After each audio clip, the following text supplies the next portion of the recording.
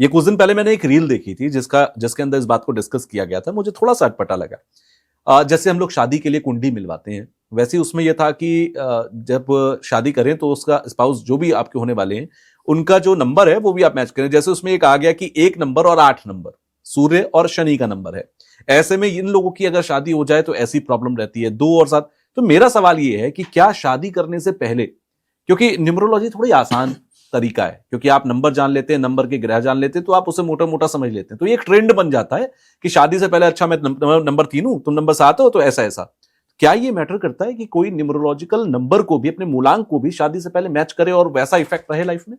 तुषार जी, यहाँ पर सबसे पहले मैं बोलना चाहूंगा, 1 और 8 की आपने बात करी तो मेरे दिमाग में ऋतिक रोशन और सुजैन खान आ गई। ऋतिक रोशन का जन्म 1 तारीख का, उनका मूलांक 1 है, और सुजैन खान का 8। तो देखा जाए तो उनका डिवोर्स हो गया। तो जो आपके सामने आया 1 पार्ट तक वो सही है, लेकिन जितना मैंने रिसर्च किया, क्योंकि देखिए ये जितनी भी साइंसेज है ना, ये आपके चक्षु खोलने की है, तो you have to observe, research और अपने अंदर बदलाव लेके आइए। अपनी थ्योरीज को अच्छे से खुद से रिसर्च कीजिए, चाहे आपको टूल्स पढ़ने सिखा दी हूं। तो मैंने क्या देखा, 1 और 8 के अंदर डेफिनेटली जो उनकी नेचर होती है उनमें डिफरेंसेस होते हैं। एक सीधा खड़ा रहता है, एक के अंदर अपनी एक ऊर्जा है जो झुकेगा नहीं, जो बहुत सारी बातें अपने अंदर रखते हैं, बहुत ज्यादा डिस्क्लोज नहीं करते हैं।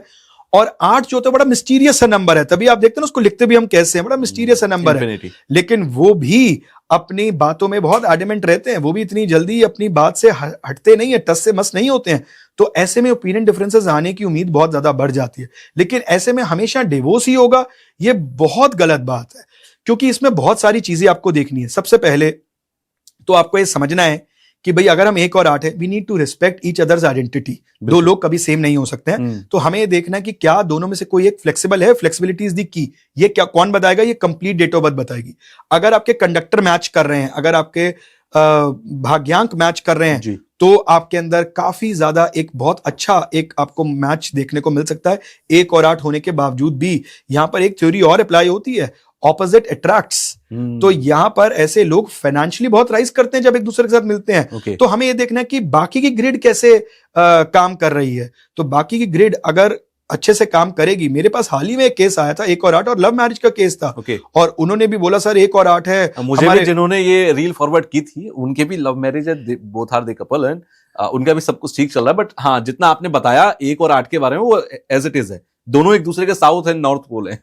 हाँ, तो उन्होंने बताया कि अभय जी हमारे घर वाले बहुत डर रहे हैं कि हम 1 और 8 हैं, हमें ऐसी कोई दिक्कत नजर है, हम आगे बढ़े या ना बढ़े। तो जब मैंने उनकी पूरी ग्रिड बनाई, थोड़ी थोड़ी सी चीजें बताई कि यहाँ आप लोगों को ये चीजें याद रखनी है। अगर मैं आपको ये चीजें पहले बताऊंगा तो आपके सबकॉन्शियसली वो बात घूमती रहेगी और आप वो गलतियां नहीं करेंगे, और they are doing very well.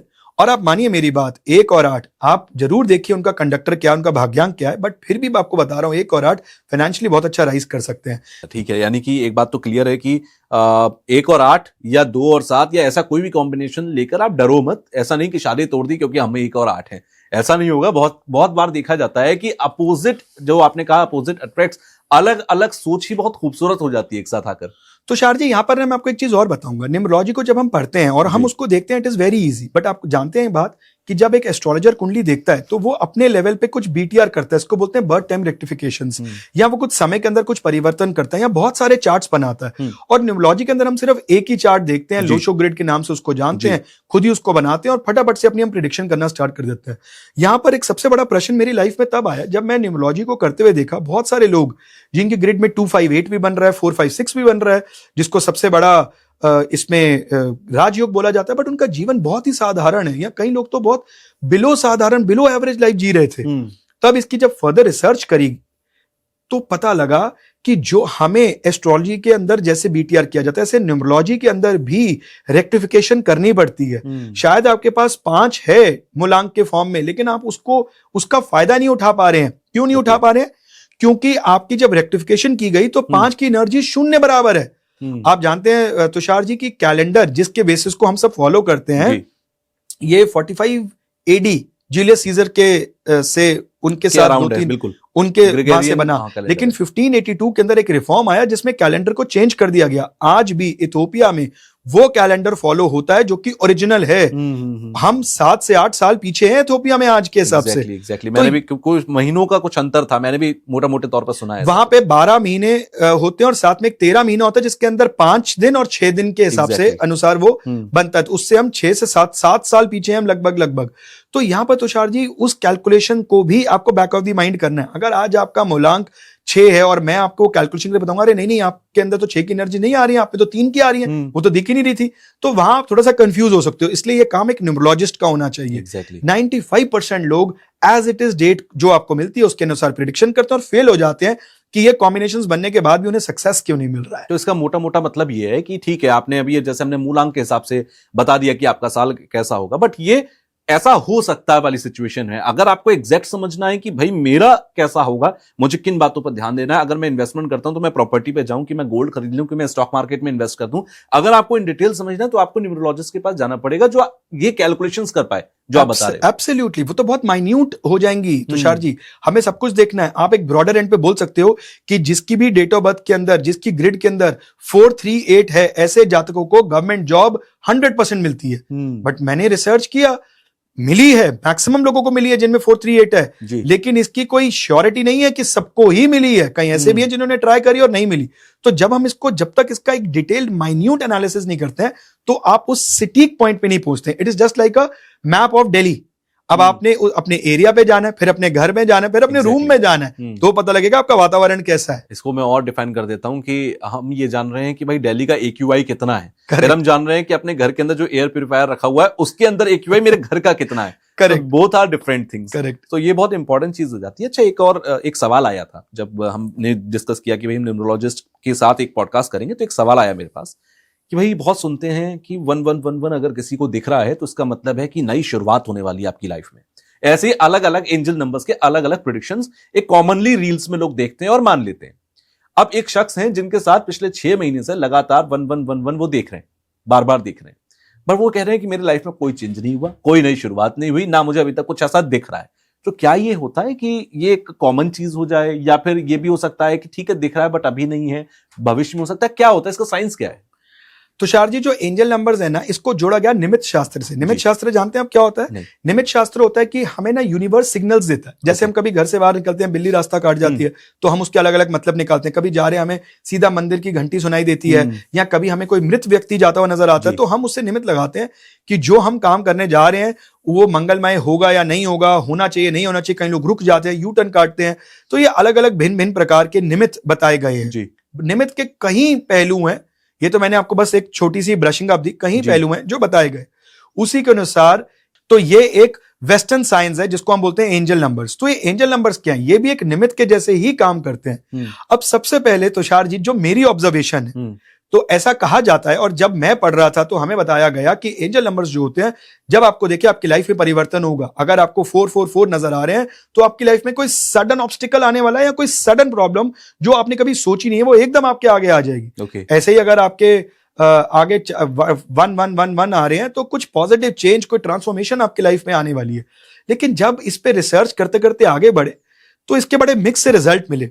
फिर इसके तह तक पहुंचा और बहुत सारे चार्ट्स को रीड किया कि किनको मिल रहा है, किनको नहीं मिल रहा है। तो मैं आज आपको इसका साइंस बताता हूं, इसके पीछे का विज्ञान क्या है। जो एंजल नंबर्स होते हैं तुषार जी, वो हमें बताए जाते हैं कि जब 1111 आएगा तो आपकी लाइफ में परिवर्तन आएगा। तो इससे होता क्या, हमारा जो सबकॉन्शियस माइंड है वो इस पैटर्न को पकड़ लेता है। कॉन्शियसली नहीं हम ऐसा कर रहे हैं, लेकिन हमारे सबकॉन्शियस में साइकोलॉजिकली ये प्रूवन है और इसकी रिसर्च हो चुकी है कि वो सबकॉन्शियसली उस पैटर्न को पकड़ लेता है। अब उस पैटर्न को पकड़ने का मतलब क्या है कि हम जो है वो उसी को देखना पसंद करते हैं और उसी को देख के याद कर रहे हैं। उदाहरण के तौर पे आज मैं आपके लिए एक बात बोलना चाहता हूं। अगर आप कम्युनिकेशन की फील्ड में हैं, आप कम्युनिकेशन करते हैं, अगर आपको ग्रीन कलर अगले 1 महीने में नजर आएगा ज्यादा से ज्यादा, तो आप बहुत अच्छा अपने आप को प्रेजेंट कर सकेंगे, बहुत बड़ा ब्रेक थ्रू आपको मिलेगा। अब मैंने आपको ये बात बोल दी तुषार जी, अब ये आपके सबकॉन्शियस में चली गई। अब आप क्या करेंगे, जब भी मूव करेंगे, कहीं भी जाएंगे, तो सबकॉन्शियसली आप ग्रीन कलर को ज्यादा पकड़ेंगे। देख तो आपको रेड भी रहा है, जैसे आपने कहा, तो मैंने तुरंत आपके हाथ में ग्रीन कलर का जो धागा है मैंने उसे नोटिस कर लिया। तो वही वाली बात है। अब पहना तो मैंने ब्लैक भी हुआ है, पहना तो मैंने मल्टी कलर भी हुआ है, रेड भी है पीछे दिख रहा है, बट ग्रीन मैंने आपको ग्रीन दिखा, आपने बाकी कलर्स को इग्नोर कर दिया और आप कहोगे अरे यार अभय जी पता नहीं क्या और आजकल ग्रीन बड़ा नजर आ रहा है, क्योंकि आपके सबकॉन्शियस ने पकड़ लिया उसको। हालांकि मैं फिर भी ये बात बोलनी चाहूंगा, but still these number work, angel number works, answer is yes. क्योंकि आपका सबकॉन्शियस के अंदर एक बहुत अच्छी पावर है। तो मैं सबसे पहले तो वो बोलना चाहूंगा, जिन लोगों को भी एंजल नंबर 111 नजर आ रहा है, ये लोग बहुत अच्छे हैं in manifestation, they are blessed to be a good manifesters. आप लोग मैनिफेस्टेशन टेक्निक को जरूर अपनाएं। द रीजन बीइंग, क्योंकि आपके सबकॉन्शियस ने ये किसी समय में पकड़ लिया था कि 111 से आपकी लाइफ में पॉजिटिव चेंजेस आएंगे। अब आपका सबकॉन्शियस को मैनिफेस्ट कर रहा है, इसलिए आपको वो नजर ज्यादा आ रहे हैं, पहली बात। अब जब भी आपको नजर आने स्टार्ट होते हैं, तो आप ऐसा देखते हैं कि आपका सबकॉन्शियस कॉन्शियस को एक सिग्नल्स देता है। You are more focus towards your goals. आप अपने लक्ष्य की तरफ मोर फोकस हो जाते हैं। आप अपने इमोशंस को कंट्रोल करके प्रैक्टिकल अप्रोच की तरफ आगे बढ़ते हैं। बिल्कुल। आप अपने एक्शंस में सिंसियर हो जाते हैं। आप बड़े बड़े रिस्क और परिवर्तन लेने से झिझकते नहीं है कि अरे ये परिवर्तन आ गया, मैं तो अच्छी खासी जॉब कर रहा था या कर रही थी और मेरे पास ये नई अपॉर्चुनिटी आ गई, मुझे एक एक नजर आ रहा था, I should go forward for it. लेकिन यही एक नजर नहीं आ रहा होगा तो आपका सबकॉन्शियस कहेगा यार करूं ना करूं, यहां तो मैं 6 साल से कंफर्टेबल हूं, मैं सही चल रही थी। क्योंकि एक नजर आया हुआ है तो आपका सबकॉन्शियस आपको पावर दे रहा है, कॉन्फिडेंस दे रहा है, you are ready for that change. और वो आपके लिए बेहतर भी प्रूव होता है क्योंकि आपका कॉन्फिडेंस हाई है, आप मैनिफेस्ट अच्छा कर रहे हैं। तो ये एंजल नंबर्स की एक एक्चुअल साइंस है जो आपको देखने को मिलती है। हालांकि जिसको भी ये दिख रहा है उसको ये बात समझनी चाहिए कि अब उसकी बॉडी, उसका सबकॉन्शियस या डिवाइन उसको सिग्नल दे रहा है कि you should move ahead and do some changes in your regular actions. आप वेट कर रहे हैं, एक नजर आ रहा है और मैं करोड़पति बनने वाला हूं, तो दोस्त आप अपना समय वेस्ट कर रहे हैं, नष्ट कर रहे हैं। अपने आप कुछ नहीं होगा, कर्म आपको करना है, वो सिर्फ एक ट्रिगर पॉइंट है, एक स्पार्क है आपके लिए। वेल, अगर आपको ये क्लिप पसंद आई है तो आप इसका पूरा पॉडकास्ट जरूर देखिएगा। उसका लिंक आपको डिस्क्रिप्शन बॉक्स में मिल जाएगा और वहां जाकर आप इस लिंक पर क्लिक करके फुल पॉडकास्ट को देखिए, एंजॉय कीजिए। कमेंट बॉक्स में मुझे जरूर बताइएगा कि आपको जो कुछ पॉडकास्ट में बताया गया वो कितना सटीक, कितना बेहतर, कितना नॉलेजेबल लगा, आपकी लाइफ में कितना वैल्यू एडिशन इसका हुआ। तो पूरा पॉडकास्ट देखकर फीडबैक देना बिल्कुल मत भूलिएगा।